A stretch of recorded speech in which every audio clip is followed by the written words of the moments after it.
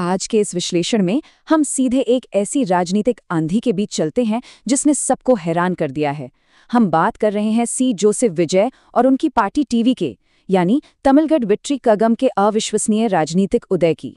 ये सारी जानकारी सीधे उपलब्ध डेटा और रिपोर्ट से ली गई हैं। तो आइए बिना किसी देरी के शुरू करते हैं। इस कहानी की शुरुआत एक बेहद दिलचस्प डायलॉग से होती है। मैं आ रहा हूं और वापस जाने का कोई इरादा नहीं है। सुनने में एकदम फिल्मी लगता है ना? दरअसल ये विजय की अनरिलीज्ड फिल्म जननायक का एक डायलॉग है। लेकिन कमाल की बात यह है कि ये डायलॉग एक मेगा स्टार की ऑन स्क्रीन छवि से निकलकर उनकी असल जिंदगी की राजनीतिक महत्वाकांक्षाओं का सबसे बड़ा सच बन गया। यहाँ सबसे ज्यादा चौंकाने वाली बात इस पूरे बदलाव का स्केल है। जरा गौर करने वाली बात है कि 51 साल की उम्र में 33 साल के एक बेहद सफल और शानदार एक्टिंग करियर को पूरी तरह से पीछे छोड़ देना और फिर सिर्फ 2 साल की छोटी सी अवधि में राज्य के राजनीति को पूरी तरह पलट कर रख देना, ये अपने आप में एक बहुत बड़ी बात है। अब ये सब आखिर मुमकिन कैसे हुआ, इसे हम 4 प्रमुख हिस्सों में समझेंगे। पहला, एक मेगास्टार का राजनीति में आना।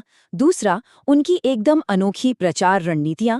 तीसरा, युवाओं और महिलाओं पर उनका खास फोकस। और अंत में तमिलनाडु की राजनीति में आया ये भारी भूचाल। चलिए सबसे पहले हिस्से से शुरुआत करते हैं। देखते हैं कि एक सुपरस्टार ने सिल्वर स्क्रीन को कैसे अलविदा कहा और राजनीति में कैसे कदम रखा। असल में इनका सबसे बड़ा मास्टर स्ट्रोक यही था कि जनता ने एक ऐसे इंसान को देखा जो अपनी सफलता के बिल्कुल शिखर पर है, फिर भी वो इंसान अपने सारे ऐशो आराम छोड़कर आम लोगों के संघर्षों के लिए लड़ने आ रहा है। ये जो त्याग था ना, वो सीधे लोगों के दिलों में उतर गया। वैसे टीवीके के बनने से बहुत पहले ही उनकी फिल्मों के किरदार बदलने लगे थे। वो सिर्फ एक एक्शन हीरो नहीं रहे, बल्कि समाज सुधारक के रूप में उभरने लगे। उनकी फिल्मों ने चुनावी धांधली, हेल्थ सिस्टम का भ्रष्टाचार, महिलाओं के खेल और किसानों के हक जैसे मुद्दों को बड़े पर्दे पर उठाया। ये वो मुद्दे थे जिन्हें मेन स्ट्रीम मीडिया भी अक्सर नजरअंदाज कर रहा था। सच कहा जाए तो मजबूत राजनीतिक जमीन वहीं से तैयार हो रही थी। अब बढ़ते हैं हमारे दूसरे हिस्से की तरफ। जब बात इलेक्शन कैंपेन की आए तो टीवीके के तरीके एकदम अलग और अभूतपूर्व थे। जरा इस बॉडी डबल रणनीति के बारे में सोचिए। रैलियों में भारी भीड़ के बीच फिल्म के स्टंट डबल्स को भेज दिया गया। इससे समर्थकों को सच में ये एहसास हुआ जैसे उनका नेता ठीक उनके बीच है, उन्हें गले लगा रहा है। एक ऐसा इल्यूजन क्रिएट किया गया कि उनका लीडर हर जगह मौजूद है।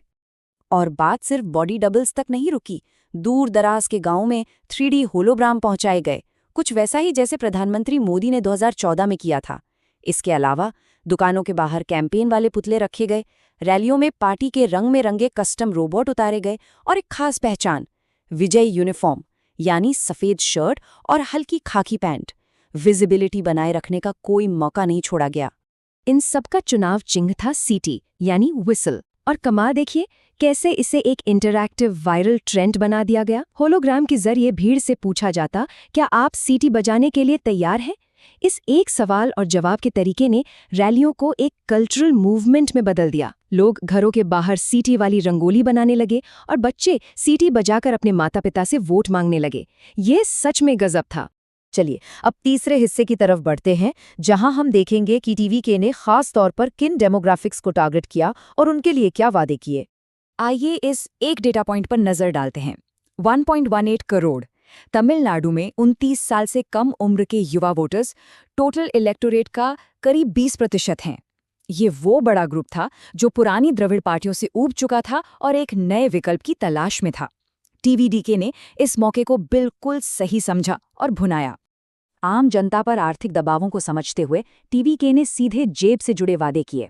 महिलाओं के लिए मंथली अलाउंस 1000 से बढ़ाकर 4000 रुपए करने का वादा, साल के 6 मुफ्त गैस सिलेंडर, शादी के लिए सोना और साड़ी, और सबसे बड़ी बात 12वीं से लेकर PhD तक के लिए 25 लाख रुपए का बिना गारंटी वाला एजुकेशन लोन। इसके अलावा समंदर किनारे रहने वाले मछुआरों की परेशानियों को भी बारीकी से समझा गया। 8 तरह की मछलियों के लिए MSP यानी मिनिमम सपोर्ट प्राइस का वादा, फिशिंग बैन के वक्त 27,000 रुपए की सीधी आर्थिक मदद और नावों के लिए सब्सिडी वाला डीजल। ये बिल्कुल निशाने पर लगने वाले वादे थे। अब आते हैं इस विश्लेषण के आखिरी और सबसे अहम हिस्से पर। इन सारी रणनीतियों की वजह से आखिर तमिलनाडु की राजनीति में क्या भूचाल आया? ये टेबल खुद सारी कहानी बयां कर रही है। एक तरफ डीएमके और कांग्रेस का पुराना गठबंधन है, दूसरी तरफ एआईडीएमके और बीजेपी का अलायंस। लेकिन इन सब के बीच टीवीके ने बिना किसी गठबंधन के अकेले चुनाव लड़ने का इतना बड़ा और साहसिक फैसला लिया, वो भी पूरी 234 सीटों पर। घटनाओं की इस टाइमलाइन पर गौर करें तो इनकी रफ्तार हैरान करने वाली है। 2024 में पार्टी का आधिकारिक गठन हुआ, फिर सितंबर 2025 में करूर की एक मेगा रैली में भगदड़ की बेहद दुखद घटना हुई, जहां 40 लोगों की जान चली गई और पार्टी लीडरशिप ने इसके लिए माफी भी मांगी। लेकिन इसके बावजूद भी कैंपेन की गति नहीं रुकी और नतीजा ये रहा कि 2026 की शुरुआत में 85% का ऐतिहासिक वोटर टर्नआउट देखने को मिला। इस चार्ट में उस ऐतिहासिक बदलाव का असर साफ दिखता है। बहुमत के लिए 117 सीटें चाहिए होती हैं और शुरुआती रुझानों में ही टीवीके सीधे 100 से ज्यादा सीटों पर आगे निकल गई। एआईएडीएमके और बीजेपी का गठबंधन 60 के आसपास और मजबूत मानी जाने वाली डीएमके और कांग्रेस सिर्फ 46 सीटों तक सिमटती नजर आई। स्थापित पार्टियों के लिए ये किसी झटके से कम नहीं था। एक बिल्कुल नई पार्टी होने के नाते ये डर भी था कि कहीं चुनाव के बाद खरीद फरोख्त न हो जाए।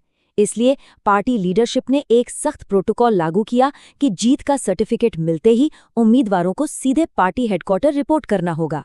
ये उनकी एकदम नो नॉनसेंस अप्रोच को दिखाता है। तो इस पूरे सफर को देखने के बाद एक बहुत बड़ा सवाल सामने खड़ा होता है। अगर 1-2 साल पुरानी पार्टी बिना किसी पुरानी पार्टियों के गठबंधन के दशकों पुराने राजनीतिक ढांचे को इस तरह हिला सकती है, तो क्या सिनेमा का जादू, नई टेक्नोलॉजी और आम जनता से जुड़े वादों का ये फॉर्मूला आगे चलकर भारत के क्षेत्रीय चुनावों को हमेशा के लिए बदल देगा? ये एक ऐसा सवाल है जिस पर आगे काफी वक्त तक चर्चा होने वाली है। आज के इस विश्लेषण में बस इतना ही।